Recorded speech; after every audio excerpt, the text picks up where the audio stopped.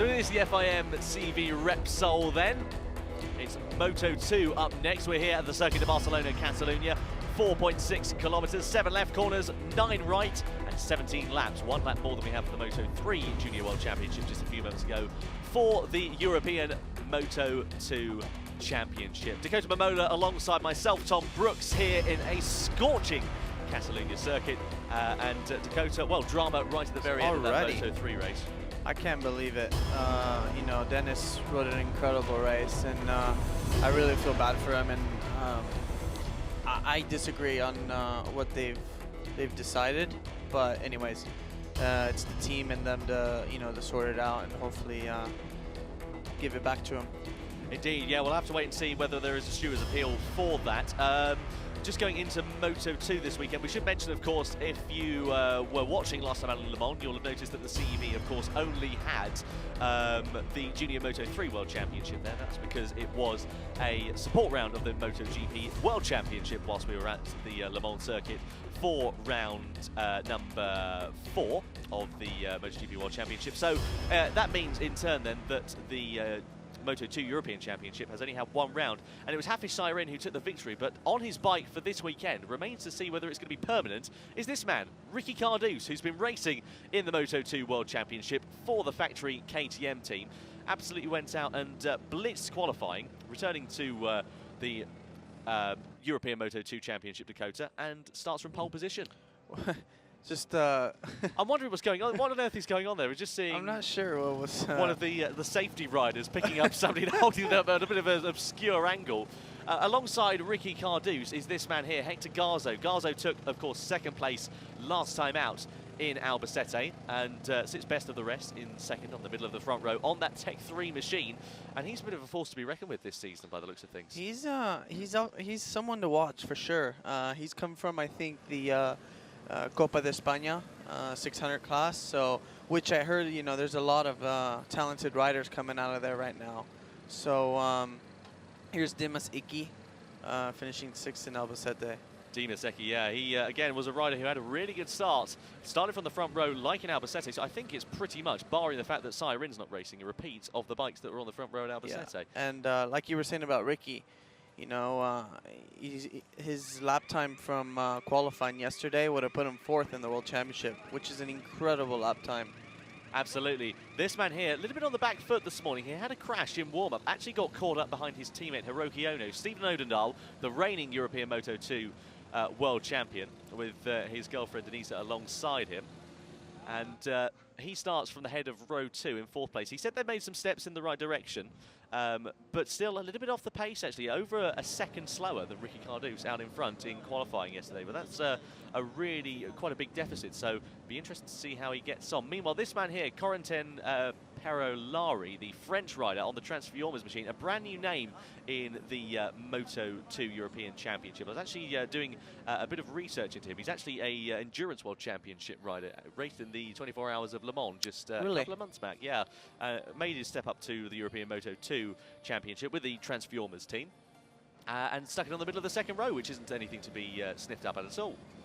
No, not at all. I mean, great start. It's not easy, and like you said, I mean, it's hard to judge, on Ricky Cardouse's lap time because it's such a fast lap time.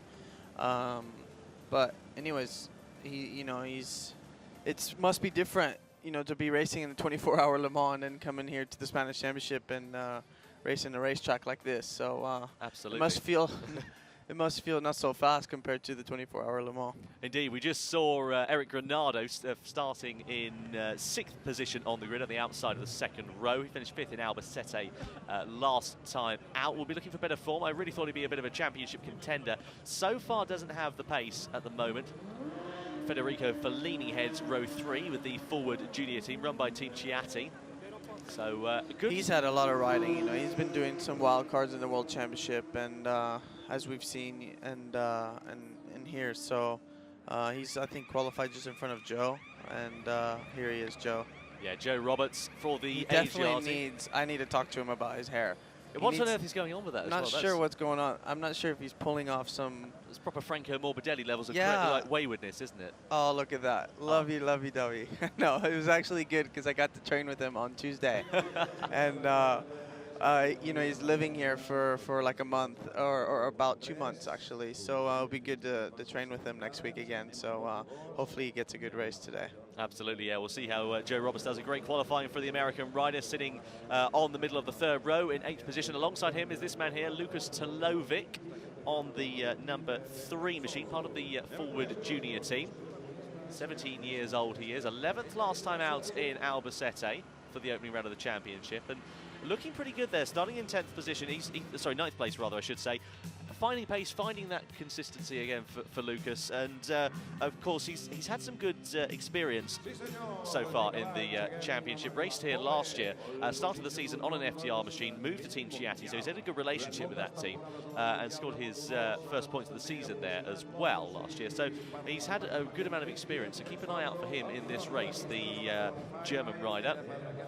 Meanwhile, further down the order is this man here, Xavier Cardeluz, who's actually got a special design of fairing on for this one. Doesn't match his leathers, but the Andorran rider racing on the number 18 on the Calex machine for the Team Stylobike team has got what looks to be a Marlboro replica livery. Looks like a Luca Cadalora style. Let me have a look there. It's really cool, that. I like that. That's really nice. Just he needs to match the leathers, but I mean... maybe he doesn't want to go and scuff them instead. I'm not trying to say anything about his riding style, you understand. But no, very retro look like, so it's very really cool, nice. that. Very cool indeed. And you know, I miss those times where, you know, you had all these... oh, here you go. Let's have a look at the grid first. We'll come back to that. So Ricky Cardews, Hector Garzo and Di Masecchi on the front row. Odendal, Perolari and Granado on row 2. Fellini, Joe Roberts and Lukas Tolovic on the 3rd row of the grid here in Catalonia for the European Moto2 race. Heading further back down the order, Hiroki Ono, the Japanese rider, Jason Uribe and Marcel Brenner. And Xavier Cardeluz with that retro livery, Marco Luna and David Sanchis, who makes this step up. We'll talk more about that to a different team this time around. Oscar Gutierrez, Jurgen McDuvka, and the Pontius Derland. Rear of the grid, Thomas Ivartson, Luke Mamet, who's the top Stock 600 qualifier, Jamie Edwards for the Nikos Racing team, Philippe Legallo and Federico Minozzi. So just to do some housekeeping before we get this race underway, we should mention there are a few changes in Moto2 for this weekend. David Sanchis has made the switch from the DSM team on the Mir Racing outfit to the Easy Race Moto2 team. Is that Ricky Cardews who's stalled on the grid? Looks like it is. He's just having a few dramas getting himself away for the start of the formation lap. Hopefully he can get ready to get the formation lap underway. But as I said, yes, David Sanchis switching from the DSM team to the Easy Race Moto2 team, the team that Augusto Fernandez took to the podium last time out in Albacete. He's moved over to the Moto2 World Championship with the Speed Up team, and as such, David Sanchis has taken his place on the Suter machine. So just a bit of housekeeping to do there for you, and should also mention as well Luke Mamet further down the order, the top Stock 600 rider, doing a good job there. The Mauritian coming to the championship at a very difficult time, very competitive field of course this year, learning the tracks and the like, and we hope to of course see him out later in the year. And we mentioned also Jamie Edwards on the Nikos bike. I actually had the pleasure of talking to the team principal and Jamie yesterday. Starts a bit further down the order does Jamie in 21st position, but it's a completely custom built machine there. Tubular steel chassis, I should say rather. Completely unique design, completely handmade, completely one-off build by the sounds of things as well. So it looks like they could be in for perhaps a few surprises later on in the season. Meanwhile, getting back to the front, so it's Ricky Cardews who starts from pole position, and as you mentioned, Dakota, 4th on the grid would have put him in the World Championship, and of course he's got previous experience here. He actually finished on the rostrum, took the race victory in race 1 here last year, and finished 2nd on the podium in race 2. So he's got some good form. I mean, Barcelona, home GP, he knows this track, you know, like he's ridden it 100 million laps around it, so feels comfortable with the bike 100%. You know, he's got a lot of experience, so I don't see him why not winning this race, you know, unless anything bad happens or whatever, but I see him as the the race winner, and I'd put my money on him today. Well, such as his advantage, he was over 4/10 of a second quicker than Hector Garzo, the man alongside him in qualifying. I'm interested to find out when we get a closer look at Stephen Odendahl's bike as well as to whether he's gone back to the old fairing, because he had a crash in warm-up this morning, and I noticed that they've got a new fairing for this weekend for his machine. They've been in the wind tunnel testing it out quite comprehensively. But I do wonder whether he's going to have the older style fairing that his teammate Hiroki Ono has got, because of course you would imagine that the new style fairing would have a significant aerodynamic advantage, and I can just see that it looks like he has got the newer style fairing on his bike, so it looks like it wasn't too badly damaged in that warm-up crash. Yeah, Remy Gardner, you know, he was explaining to me he had to go do the wind tunnel test up in France with his team, and he said it was a really cool experience. So just finding ways to gain time on the straightaway. I can well imagine. So that man there, Ricky Cardús, the Spanish rider in his home Grand Prix, starts the race from pole position with the Team Styler bike outfit. Will he lead the way at the end of the race by the checkered flag? We'll have to wait and find out. So the green flag then is waved at the back. It's Cardús from Garzo from Di Mazzecchi on the front row of the grid. We wait for the red lights to come on. The top left-hand side of your screen, they're on now. They go away and we go racing in the Moto2 European Championship. Great start from Hector Garzo off the middle of the front row. Will he lead the way down towards the first corner? He got a great initial getaway as Ricky Cardús bogged down. Meanwhile, all going on further back down the order as well, as Di Mazzecchi has lost some spaces off the front row of the grid. So he moves down into about 5th place, does Di Mazzecchi, but it's Hector Garzo who leads the way then ahead of Ricky Cardús. They all make their way through the first corner, and the Transformers machine of number 9, that's Perolari, the brand new rider in the Moto2 European Championship, on the Transformers machine, up into 3rd place in his debut race in the 2017 season, but not for long, because Eric Granado's looking up the inside, but actually didn't manage to make it through as we go streaming through turn 4 for the first time. So it is now Cardús who's managed to get the advantage back as Perolari goes timing up the inside of turn 5 of the Tech 3 machine of Hector Garzo. So a great opening few corners there for Perolari. He's gone from 5th position on the grid up into 2nd place. That's a great result, and on a bike that's not perhaps been as competitive as other machinery around him so far this year, Dakota. No, 100%, and it'll be interesting to see if he can hold on to Ricky, you know, for a couple, you know, as many laps as he can. But like you said, Ricky is really fast, and ooh, big head shake for Di Mazzecchi down into the turn 10 hairpin. He's just getting ahead of one of the AGR bikes. Looks like it was Joe Roberts who's just lost a couple of positions off the start. In fact, actually, no, I think he might have gained a few places, come to think of it. So let's have a look as we go down then into the turn 13. You can see the bumps actually on the start of that bike for Ricky Cardús. Goodness gracious me. So unbelievably close racing at the front, as well as Perolari really piling on the pressure, looking to try and find a way through against Ricky Cardús, but Cardús's drive out of that final corner was such a significant advantage that he was able to pull away. Look at the speed as Hector Garzo, now takes over 2nd place on that Mistral 610 chassis, but Perolari not taking it lying down. He's an endurance rider, so you would imagine, if one thing, he's going to be a patient man on that 100%. bike. He's just waiting, and I think he's actually surprising himself how well he's doing already. Exactly, and on that Transformers bike, we should mention that traditional bikes, of course, they have the front forks, so that Transformers machine has what looks almost like a small swing arm, basically, at the front, doesn't it? So it's not got a traditional front suspension system at all. No, that's what I mean. He's doing great for what, where he's come from and how much time he's had on the bike, and no, that's Hiroki Ono who's gone off. So it looks like it's a mechanical. Don't think he's gone down the road. Can't see any scuffs. So could be perhaps something on the gearbox or the engine or the electronics. Could be anything at this moment in time. But nonetheless, he's come crawling to a halt as the Japanese rider, which is a real shame for him because he was looking more on the pace than he did in Albacete. Qualified in 10th position here, and unfortunately his race comes to a premature conclusion. Garzo is he's a fast rider. It's incredible to see. He seems to be hanging in Ricky pretty easily, and we just saw Granado now. He's up into 3rd. Well, he actually came up from the Moto3 production class with Hector Garzo last year, which is even more impressive as well. So a really sort of unusual route into the Moto2 European Championship, but really proving that he can hold his own, as well as Odendahl's dropped back in position. He started 4th on the grid, is now battling inside the top 5 just about, because Di Mazzecchi is on the charge. This is the problem we've noticed with Eki as well. He just seems to sort of stop a bit at the start, seems to fall back a few positions, and then has to fight his way back through the field. And if he managed to get a better start, he would surely, you would imagine, be fighting with this front group.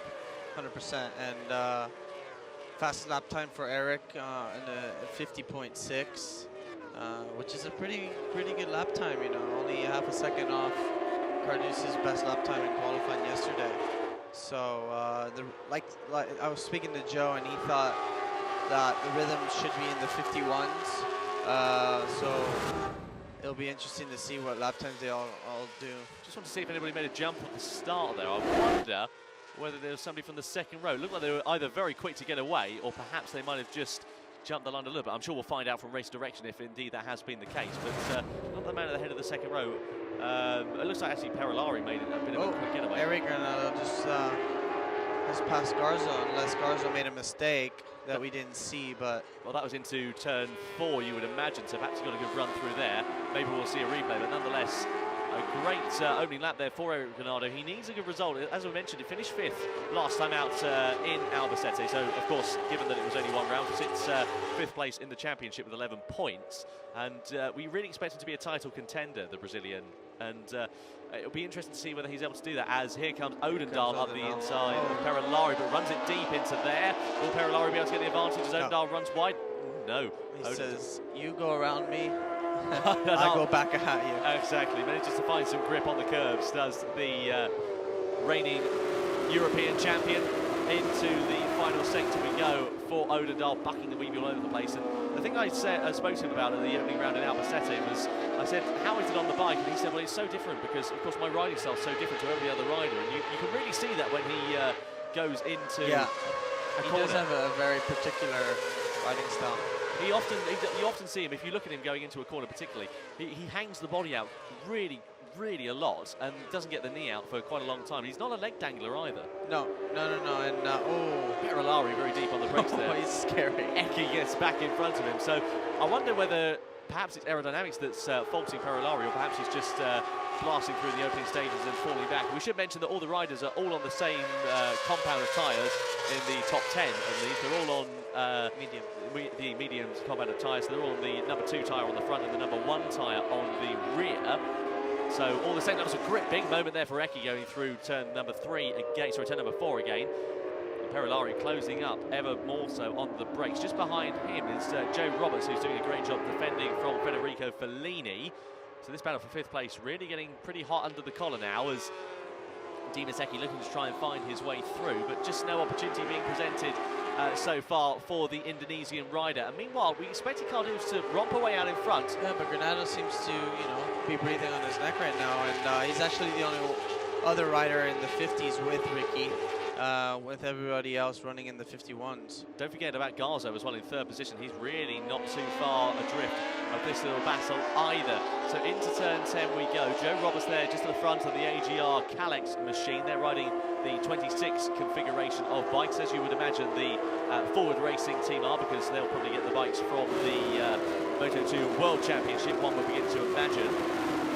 I was talking to Joe actually at Albacete last summer, and he said there wasn't actually that much of a big difference between the 2014 and 15 chassis, but actually the 2016 chassis that they were racing last year, there was actually quite a big difference. There's Pescao. They call him Pescao. Pescao, oh yes, because they call them fish, don't they? Yeah. Fish sire in. I bet you he was wishing he was racing here again. Indeed, I can well imagine. But indeed, it is Ricky Carduce on his bike, and you can't blame Carduce. It's Lucas Tolovic looks on the inside of turn 1 of Joe Roberts. Didn't manage to find a way through at the moment. Meanwhile, Odendaal, it's looking good, but he just seems to lack the pace of the front runners at the moment. He's sitting there in 4th position off the rostrum, and he's just really struggling, isn't he, at the moment? Just really struggling to match the pace. He finished 4th last time out. Missed out on that podium just by the skin of his teeth for Augusto Fernandez, if you remember, on the last lap as well. And just doesn't seem to have an answer for these boys, at least in the opening stages of the race. Yeah, and you could see that already coming from Friday and yesterday. You already know if you have the pace or not to run with the front guys, and I think that a 4th place position is all right now he can do this weekend. But hopefully in Valencia, it's a better track for him, and he can fight for that podium. Absolutely. So down into turn 10 of Lakaisha we go, really close. Oh, who's that that's gone down? Is that, I can't quite see from this angle. There's a bit of fairing. Oh, is that number 3, Tolovic? It is Lucas Tolovic who's gone down. He was battling inside the top 10. I wondered about the leathers because you'd imagine he would have the forward racing leathers on, but nonetheless it was different. And there we are, we can see the bike in the gravel. And it looks like it must have been a front ender through there because the bike's not too badly damaged. But nonetheless, that's a disaster there for the German rider. We were singing his praises at the start of this race, and it's all gone to pot for the number 3. Ricky's just started to pull a small little gap to Eric, and he's just done the fastest lap time of the race, a 50.4, which is a really good lap time. And here comes Garzo up the inside, up through the slipstream of Eric Granado. So moves his way into second place, does Garzo, but runs it hot into there. Yeah, is he going to allow Granado back through? Not so at the moment. 2 different chassis, don't forget, for these riders. Everybody holding on very nicely so far in the opening stages of this race, but Cardu's just pulled the pin, hasn't he? He's really managed to fire away, and as you can see there, fastest lap by over half a second compared to the man behind him of Hector Garzo.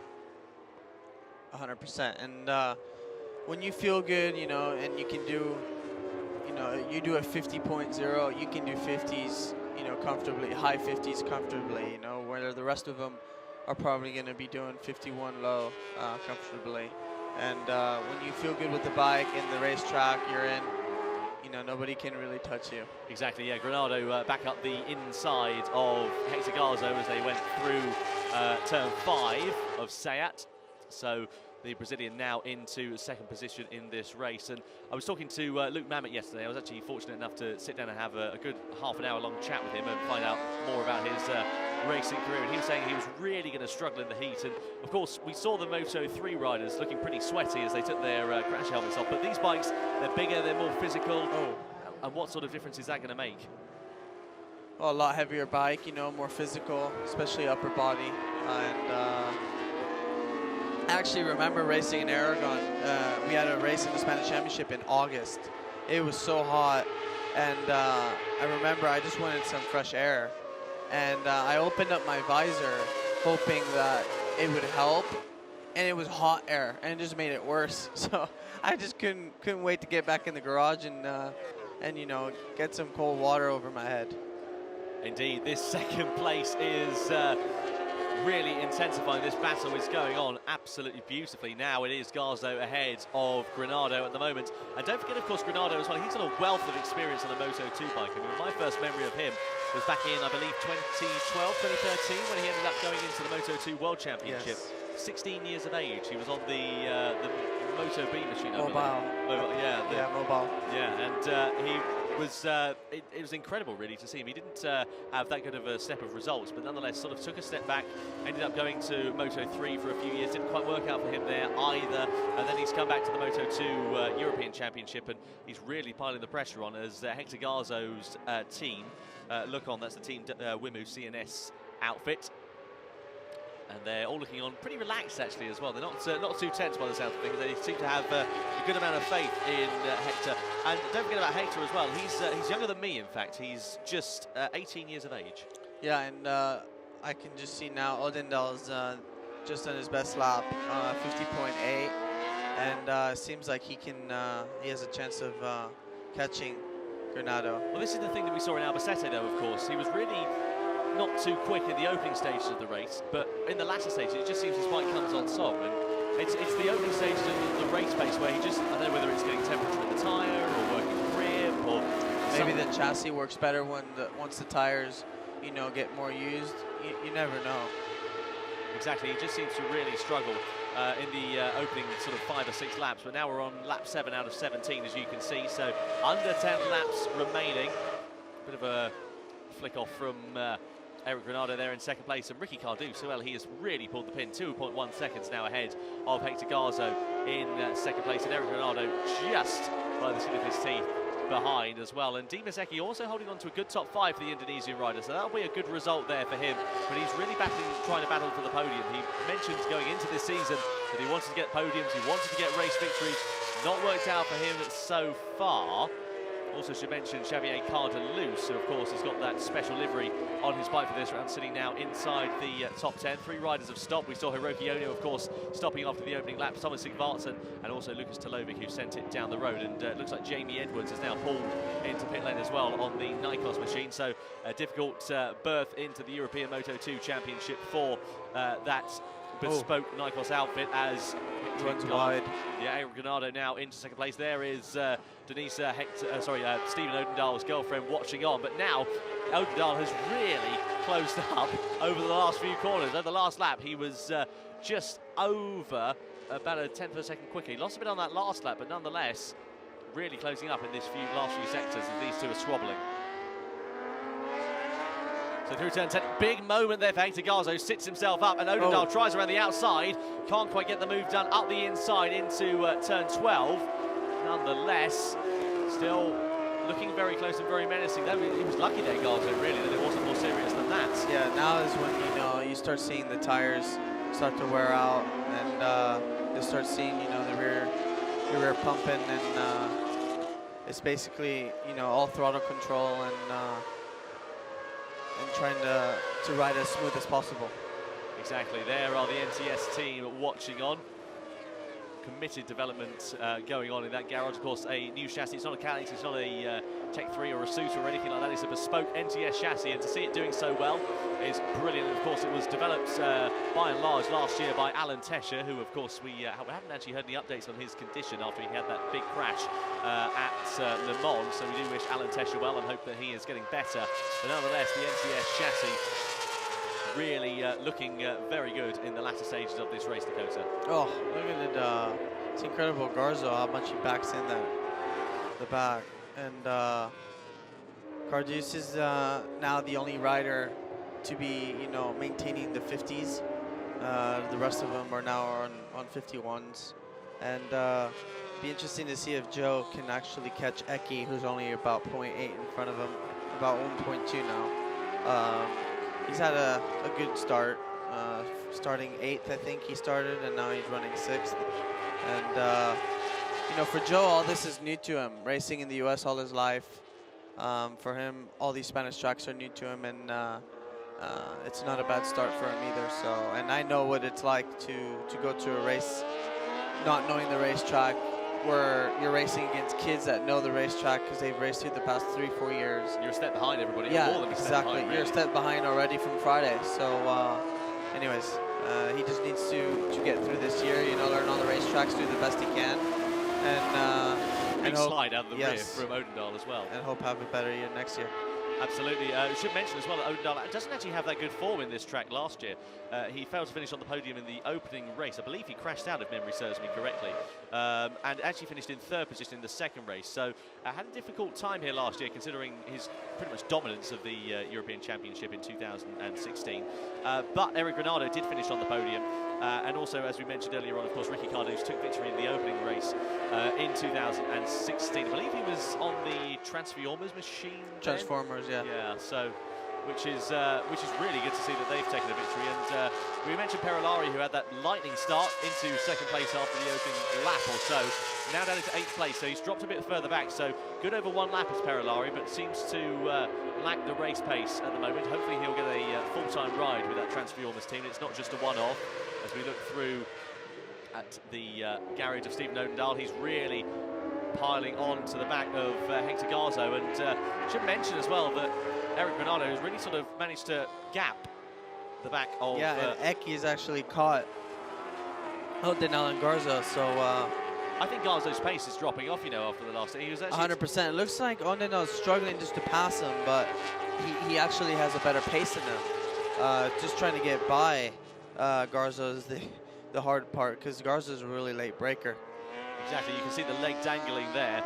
Oh, well, elsewhere, a nice tidy and clean riding style from the South African man, Stephen Odendahl, there in 4th position very, very close. Zeki's now got past Garza. So, yeah, Garza must have had a shocker of a moment out of turn 10. I've seen him struggle for grip out of there before. He ran onto the curb on the last lap. So now he's lost 2 positions in the space of 1 turn, effectively. Odendaal up into the podium position with Eki now into P4. So he'll think all of his Christmases have come at once. And now the next target for Odendaal, if he can pop the cork out of the bottle, will be Eric Granado, this man here, in 2nd position. Over the timing line we go. Now just over 6 laps ready for these riders to complete. Ricky is checked out. He's running a second quicker than anybody else a lap. So levels of dominance like Siren that we saw. Yeah, exactly. So that Styler bike outfit seem to just have something magic working on their machine at the moment, don't they? Everyone's going to want a piece of that bike now. Exactly. And into the right-hander of turn 3 we go with Odendaal with Eki right on the back. Very impressed with Eki's late race charge actually in this race. He's really come on song. His late race pace has been something very, very special indeed.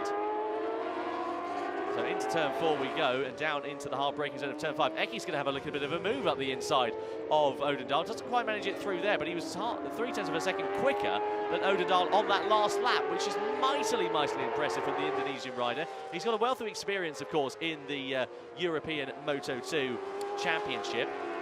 And he's now sitting there in the pound seats for his podium debut in the European Moto2 Championship. His best result so far has been 5th place. He finished 7th in the championship last year. He'll be looking to go 1 better than that. Currently sitting in 6th place as here comes Garzo on the inside of Odendaal. So Odendaal's now lost 2 positions. So this is a great little battle for the final spot on the rostrum. So Garzo's managed to find something on the brakes, but it's out of that corner there where he seems to struggle for grip. Out of turn 10 of Lakaisha, and then into turn 11 is where the rivals are able to gain that advantage. Odendaal's bike seems slow because they just went around him like if he had an issue or something. I'm finding it difficult to call this race because it's just changing lap after lap, isn't it? So one minute one bike seems to be strong, the next minute we see the Tech 3 being dominant in some eras and some sectors. There's a kid jumping.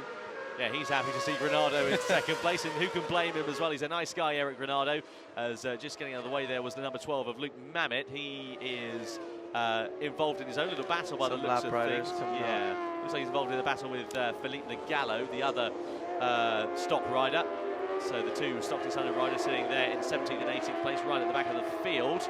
Meanwhile, here comes Eki on the outside of Garzo into turn 3. That bumpy corner, can't quite make it stick, but he goes for the inside line as Garzo runs it wide. And now Odendaal was a piece of the action too. So into the right-hander we go. Will he be able to find a way through? Will Garzo? Can't quite make it stick, but Eki now up into the podium for the first time this season. So that's a great result. He's taken back his front row start. Into the right-hander we go as Luke Mamet once again gets out of the way on that Team Stratos Yamaha. So out of turn 5 we go and up the hill. Eki really piling the pressure, but here comes Odendaal up the inside into turn 7. It's not a normal overtaking spot, that one, but proving to be the exception of the rule is Odendaal. Runs it a bit wide there, Dako, but manages to carry it on. And that's a tough corner to pass on because it's kind of blind and you don't know where you're entering as soon as you lean the bike over. And Zarco actually crossed there last weekend, and it was a really fast one. Really, really huge, wasn't it? Out of turn 10 we go here at the Circuit de Barcelona-Catalunya. There is Dimas Eki's team watching on. They seem pretty relaxed so far, but I can imagine their hearts are probably going 10 to the dozen at the Astra Honda team at the moment. So Odendaal really closing up onto the back, but here comes Garzo then trying to find his way through on the brakes. All of these riders battling for the final podium position. Will they be able to find a way through? Meanwhile, Ricky Cardouse, now his advantage is 4.2 seconds compared to Eric Granado, who we just saw over the timing line. There is just at the forefront of your shot there, Ricky Cardouse. Yeah, now Ricky just has to basically match Granado's time because he knows. Always up the inside goes Odendaal into turn 1. Finds his way through against the Indonesian rider, so it's now South African ahead of Indonesian, ahead of Spaniard. So those top 3 really line astern, and whilst they're battling as well, this is going to open up potentially a window for Joe Roberts as well. There's 5 laps now remaining. It'd be impressive if he can close up, but just looking at the lap times last time around, he was quicker. He was a lot quicker, actually, than Garzo, Eki and Odendaal. Yeah, he's been, I've been looking, and Roberts, Joe's been running the same lap times as Cardouse and Granado. in the 51s, and these three guys right here are basically running in 52s, mid 52s. So the lap times really dropped for these guys, but they keep messing each other up with passing and that, which is basically helping Joe catch the group and Foligny behind him.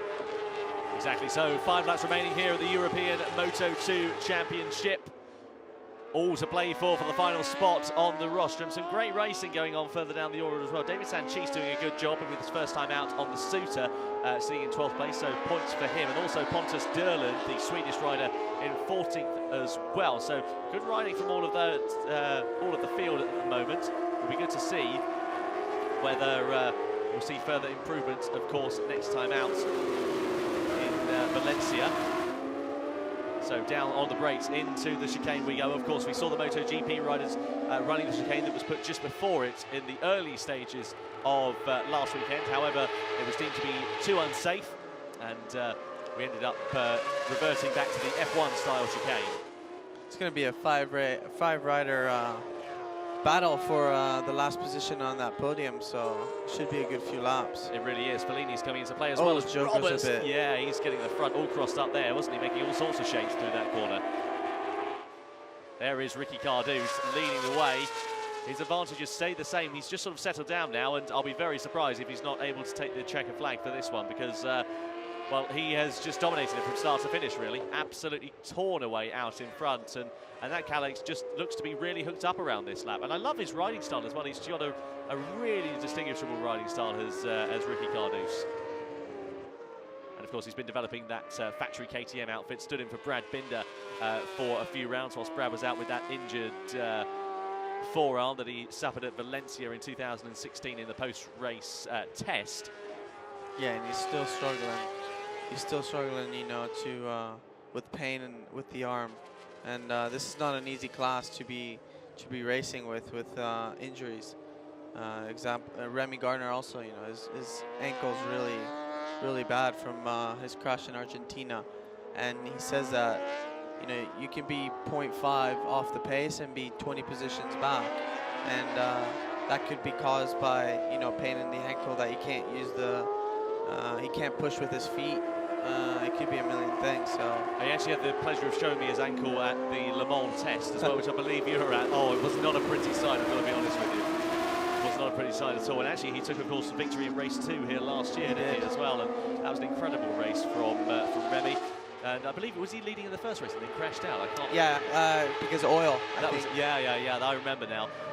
Yeah, he had a bit of a shocker there, unfortunately. And yeah, he took victory in the second race, made amends, so it's a good circuit for Gardner. Meanwhile, getting back to that action with just 3 laps remaining, that 5-way scrap for the final podium position really coming to a head. It's Odendaal with the advantage as we go into turn 1, now ahead of Di Nasecchi.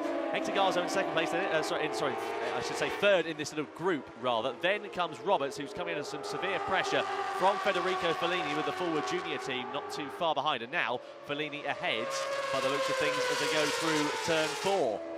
Down hard on the brakes, Eki looks out from under the bubble.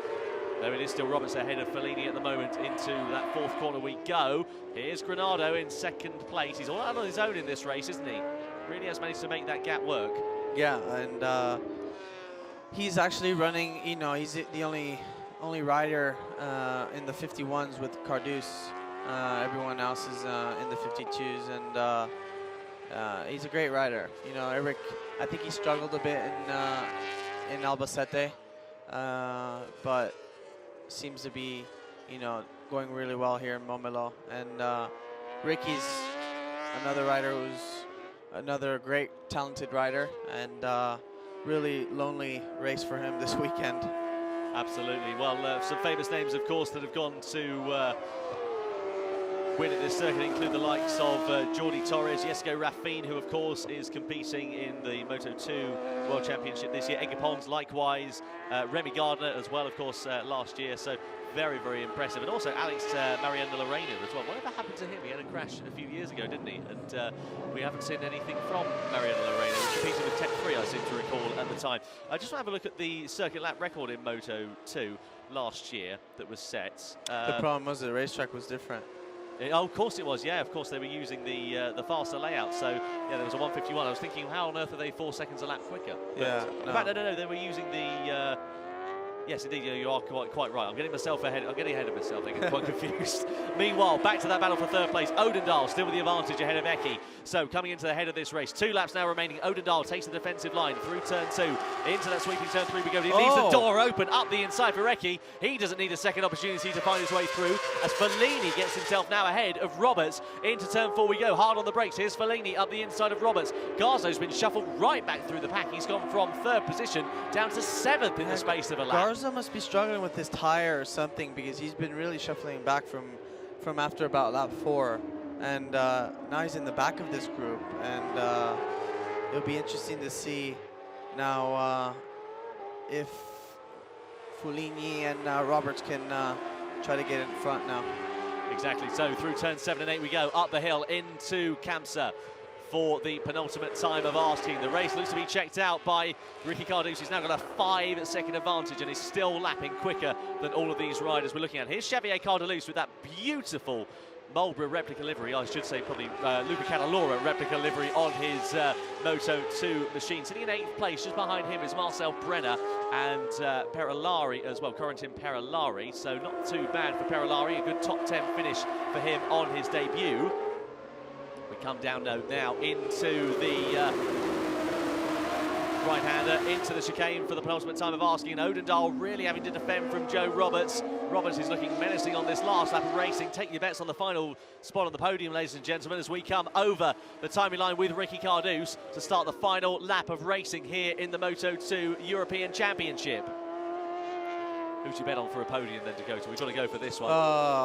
I wish Joe can get it, and but I have a feeling Eki's, really doing a fantastic job, and he seems the most aggressive rider out of these guys, and the most aggressive one is going to win it. He's gone a bit wide though through turn 3. Will that allow a bit of a sneaky move up the inside? No, because he manages to take a late apex. So Odendahl retains 4th position.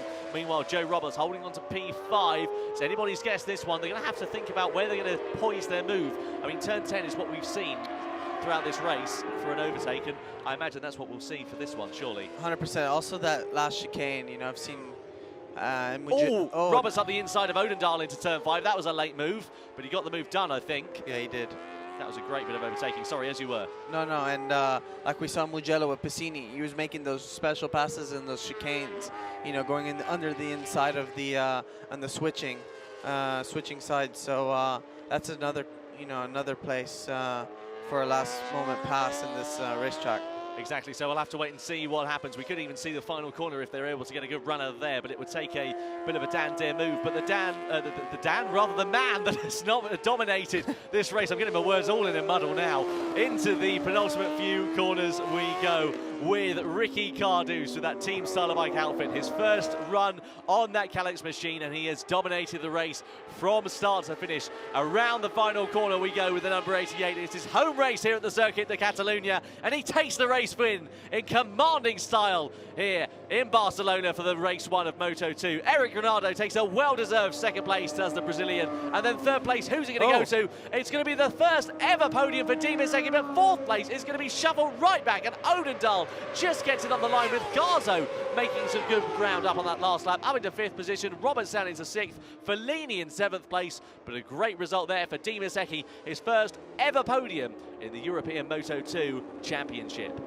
Oh, we missed a good battle there. I wish we could have seen that. I'm sure we'll see it on the highlights replay, but unfortunately you'll be down doing your part for the interview. You always get to see the good stuff. Yeah, exactly. Exactly. So the Team Styler Bike outfit, they are delighted with that result, and I can't imagine Hafiz Siren will be too disappointed to have watched that from the sidelines either. What a race it was. Ricky Cardus takes the victory, 5.3 seconds ahead of Eric Granado. A great podium for Granado. What's that going to mean for the championship? Well, it's all going to be changed, of course, at the top with Hafiz Siren having not raced here. So we'll have to wait and see for the final championship standings for that one after this race. Don't forget, of course, another race coming along the way for the European Moto2 Championship later on today. That will be, of course, after the European Talent Cup, and we look forward to bringing you that, of course, see whether we can have some more close racing action. Will Ricky Cardoso make it 2 out of 2, or will we see the likes of Granado fighting back? And, of course, one of the key things for these riders and teams there, Dakota, is that they of course can change the setup during the races, so they perhaps didn't like something, they can change something on the bike or work out what was good, what wasn't so good. No, 100%, and that's what's good about race 1 and race 2. I always used to love 2 races on a weekend, because if you ever had a mistake or had a bad race in race 1, you always had a chance in race 2. So it'll be good to see these boys battle it out in the second race, and I mean, I hope they can, you know, give Cardoso a harder race, but I find it difficult here. Here we go with the final results then. Ricky Cardoso takes the checkered flag. Eric Granado in second. Dima Zecchi was his first podium in the European Moto2 Championship in third. Odendahl was fourth. Garzo fifth. Bellini was seventh. Just ahead of him was Joe Roberts. Xavier Cardoso with that special livery was in eighth place. And Corentin Perolari in his debut in the class was in ninth position on that Transformers machine. The Swedish rider Marcel Brenner was inside the top 10. Jason Uribe was 11th. Oscar Gutierrez 12th. David Sanchis, his first ride on the Suter, was in 13th. Pontus Derland and Mark Luna rounding up the point-paying positions. Mukivga, Legallo and Luke Manet were the last of the classified runners. Then it was the non-finishers. Jamie Edwards unfortunately pulling into the pit lane on the Nikos machine with technical troubles. Lucas Stolovic crashing out, Hiroki Ono and Thomas Sigvarsson also pulling off with technical issues. But there is the race winner then. Ricky Cardoso. We'll be hearing from him in Parc Fermé in a few moments' time. But what a race it was, what a dominant performance from the European Moto2 rider. Will we see him out later in the season? I'm sure we will, if that pace is anything to go by. We may, of course, see Hafiz Syrim. We may see them sharing the ride throughout the course of the year. We'll have to wait and find out. Here is Parc Fermé, though. Here is Eric Granado being congratulated by his team. Here is Dima Zecchi. He is delighted on the outside there with his first ever podium in the European Moto2 Championship, and who can blame him either? What a race it's been for the riders. There we are, his team congratulating him. Dima Zecchi looking great, and he'll take that form, I'm sure, into race 2 later on this afternoon. We wait though for the winner to come in to Parc Fermé. Xavier Cardoso, of course, won the race here last year, won race 1 in the European Moto2 Championship in 2016 and finished in second position in race 2. Will he be able to go one better and make it 2 out of 2 race wins? We'll have to wait and find out. Here he comes then, Ricky Cardoso into Parc Fermé. He doesn't even know where Parc Fermé is because he's absolutely overshot it. Dear oh dear. So the European Moto2 rider doesn't quite make it into the holding area. There he is, just going to get the bike pushed back in. Nicely done there. So Ricky Cardoso gets congratulated by his team despite not making it into Parc Fermé. Dakota will be down there with Ricky in just a few moments' time. There's Philippe Legallo on the outside. We just saw him. Of course, 59 years old, Philippe Legallo, unbelievably. I'd be lucky to raise a leg at 59, raise a smile at 59 years old, let alone a leg over a motorcycle. So it's a very impressive feat for Philippe Legallo, the top stock 600 rider in that race, finishing a few laps down of the rest of the field, but nonetheless a very closely fought battle between himself and Luke Mamet. So there we go, there is the race winner, just talking to his crew chief. A great run for Ricky Cardoso. Sunny weather conditions, you can just see Dakota there, just standing in front of those machines waiting for his chance to have an opportunity to talk with the race winner. There are the crowds all flocking in. Beautiful weather conditions mean a good amount of crowds, of course, here. And don't forget, if you do want to come along to a CEV Repsol event, it's completely free entry as well. You can come into the paddock, you can have unlimited access to pretty much anything and everything, really. And there's also the opportunity to go for a pit walk and free parking as well. So it's a really very affordable event and a great fun day out for the whole family. So there we go. What a race, what a way to conclude it in the European Moto2 Championship. We wait then, we'll go down and talk to the race winner in just a couple of moments' time. He's just getting a final few words said with his crew, and then he heads over to the holding area to be interviewed by Dakota Momola. So let's hear then from the race winner after that one. It's Ricky Cardoso. Ricky, very lonely race, Hey, man. but congratulations. I bet you're happy to be back racing here. Yeah, I'm happy because the Petronas team, Estilo Moto, give me the opportunity for make a race in the Spanish Championship, in the European Championship. And it's different than GP, but it's racing. And in my body, every night I need racing. And the first point is thank you for KTM for it's not problem for ride with Kalex. And thank you for all the team because this bike I never ride with this bike. Only KTM, all the bikes only Kalex never. And it's difficult all the weekend work with a good setup or stay comfortable with the bike. And finally in the warm-up I find some setting that I like a lot, and in the race I'm focused for make a good rhythm, and finally I think stay 4 seconds than a second. And now in the next race I think it's more hard because the hot is more and more spinning, and I need to work now with a second race. In Spanish? Bueno, primero de todo, muchas gracias al equipo por darme esta oportunidad de volver a correr el estilo moto Petronas. Necesito correr. Con KTM hemos hecho 3 carreras y el mundial es otra cosa, pero bueno, si no hay mundial, lo importante es estar encima de una moto y aquí me han dado la oportunidad. Primero de todo, dar las gracias a KTM por no ponerme problemas en subirme a otro equipo y a otra moto y me lo han facilitado todo, me han dado las suspensiones, VP y todo, y me han dado un buen material junto al equipo para sacarlo mejor. Hemos trabajado mucho porque el setting del primero me costó mucho, que no conocía esta moto, nunca había llevado una Kalex, y poco a poco hemos encontrado el ritmo y hoy en carrera hemos tenido un setting que me ha ido mejor en el warm-up y en carrera he hecho un buen ritmo. Y bueno, a la segunda carrera tocará trabajar mucho porque no hay nada de grip y todo el rato vamos patinando y costará. Gracias, Ricky. What a race from Ricky Cardouz. Here are the highlights of the race then. So, away from the lights, it looked like Hetigazo made the best start as they headed down towards the first corner. But Ricky Cardouz got a great second phase. And who would lead the way in towards the first corner? Well, it would still be Hetigazo. So the Tech 3 rider getting a good start and managed to hold his advantage. Meanwhile, Florian Perolari managed to get into third position. So they all made it very cleanly through the opening few corners of the weekend. However, into turn 3, Cardouz managed to get the advantage back, and that would be where he stayed for the duration of the race. Meanwhile, later on, a great scrap took place as Stephen Odendahl, who dropped back off the opening start of the lap, managed to pull through with himself and Dimas Ecki really closing up on the back of the pack as Hector started to slip back through the order. Before that, however, Hector was really on the pace of Eric Granado, whilst Lucas Tolovic crashed out of the race on his forward racing machine, dropping the front end at turn 5.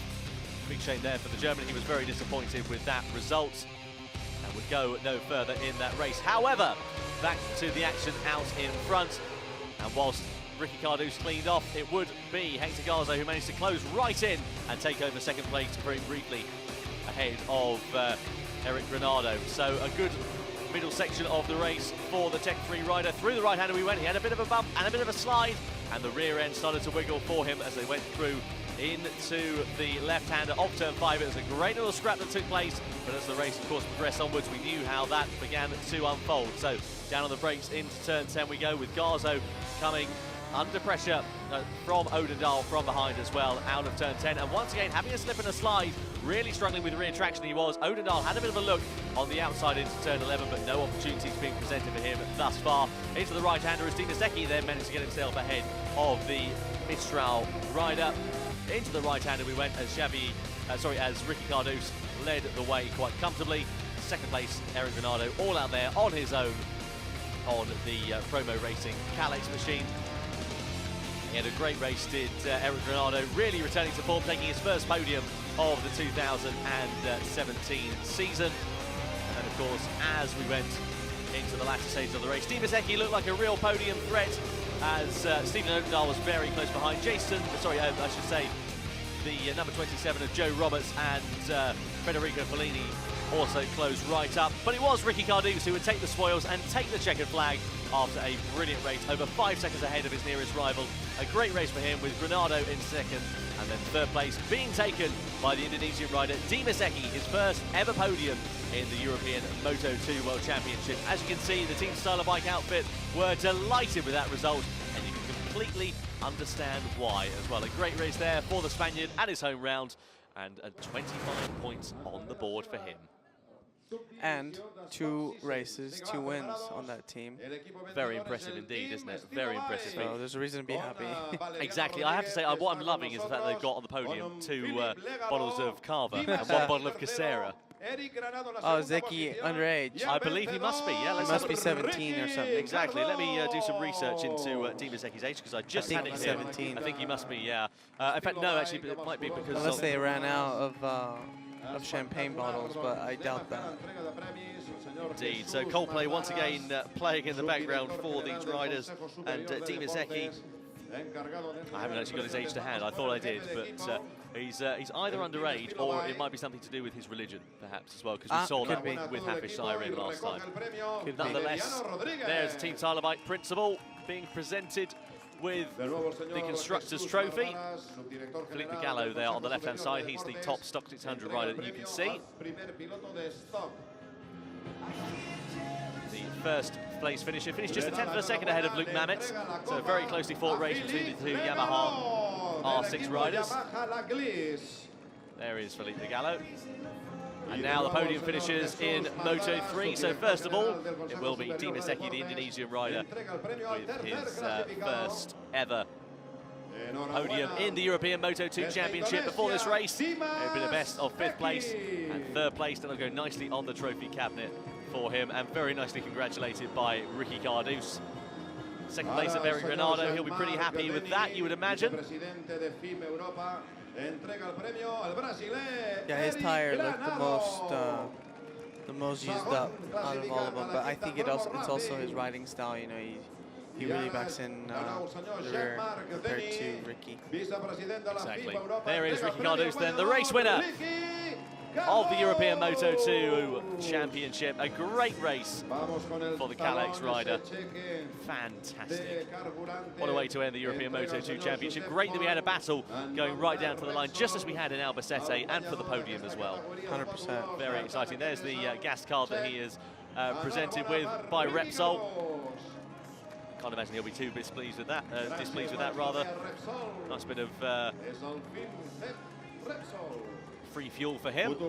So we wait then for the Casera and the Carver to be sprayed on the podium, get the helmets and the checks out of the way before they have a quick photograph taken. Just trying to get Felipe Gallo up there as well, aren't they? Still can't believe he's 59 years of age, Felipe Gallo. That's just great. It's incredible, isn't it? He's basically doing it because he loves it, and here's the end. Absolutely.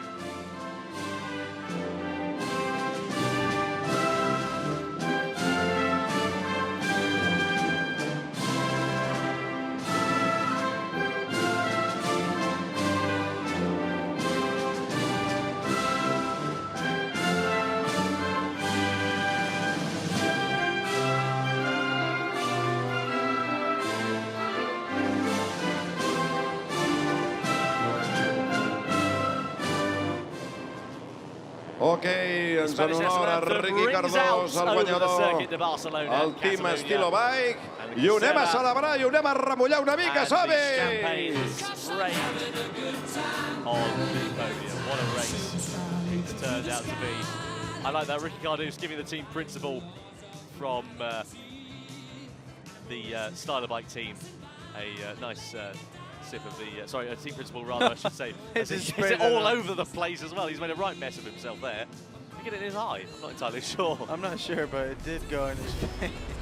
Let's have a listen though. So here are the championship standings then. So Eric Granado takes the lead of the championship, 31 points. He's tied with Hector Garzo after that one. Dimas Eki now moves up to 3rd place. Stephen Odendahl also joined 3rd with 26 points as well. Ricky Cardus with that win up into 5th with Hafiz Siren equal on points.